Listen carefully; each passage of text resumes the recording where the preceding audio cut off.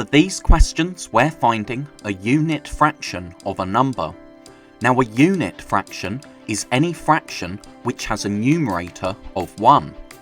And so to find a unit fraction of a number, all we need to do is divide it by the denominator. So for this first question, we're just dividing 18 by 3. That's 6, so 1/3 of 18 is 6.